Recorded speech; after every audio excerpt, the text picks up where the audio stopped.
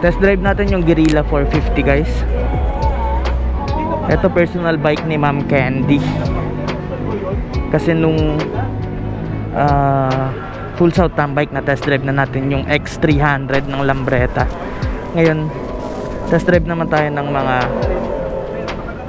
units ni Royal Enfield kasi pangarap ko rin talaga to.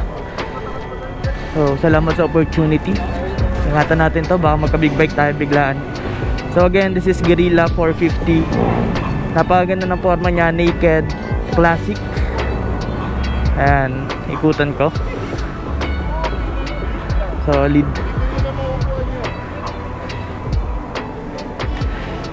So manual siya. Pakiramdaman muna natin kasi syempre you have to know the bike first.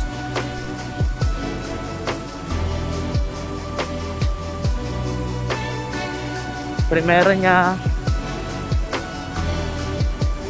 segunda ng ihila, medyo malakas talaga siya, malayong malayo sa mga small malubak. Suspension is good guys, ang smooth, malakas pero smooth. Grabe yung bilis ng acceleration ng motor na to. Tapos parang ano ba to, ride by wire ba to? Napakagaan ng silinyador. Wow. Wow, this bike is amazing. It's truly amazing. Magkano to? Actually, meron silang sinabi kanina na ingatan natin to, kay Ma'am Candy pala to, personal niya. Meron silang sinabi kanina na pwedeng i-appraise yung dala mong motor kasi meron silang trade-in. Pero anyways, what do we expect naman sa motor na gamit natin? Hindi naman talaga mataas ang value nun. Pero yung ganda, ang lambot ng ano, ang lambot ng kambyada. The clutch, super smooth. Neutral, ang daling hanapin. Vibration wise, ma-vibrate siya. Kasi syempre, single cylinder. Ganda oh, flat.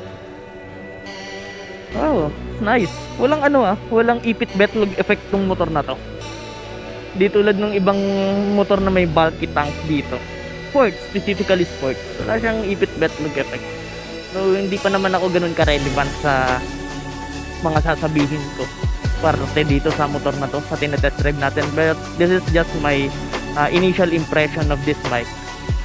Tuwa ako sa kanya and my height is 5'7", 5'6", 5'7", and medyo abot na abot ko siya.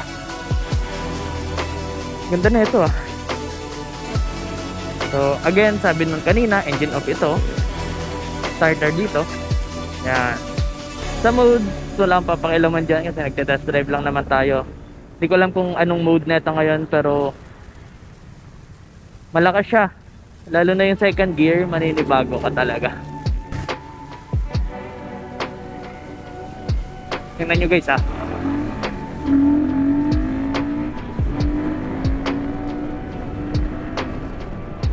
Lakas diba?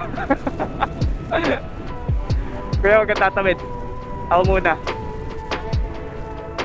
Diba? Lakas. 450cc power. I want this bike. Solid to ah. Ilang noodles o itlog kaya uulamin? Ilang buwan?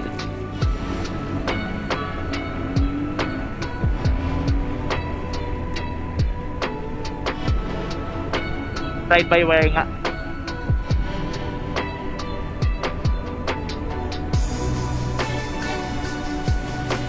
Ganda. I want this. I want this.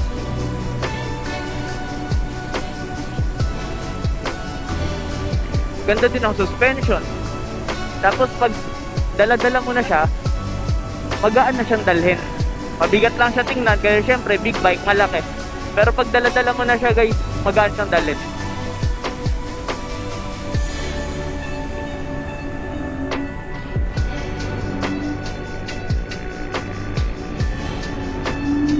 Sa pag-lean, maganda din.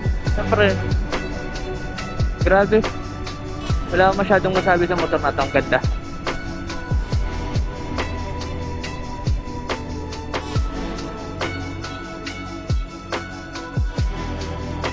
Ingat kayo pag nag-u-turn kayo dito. Huwag niyong ihiga yung mga big bike ng mabagal ang takbo. Ang dala ni Kuya.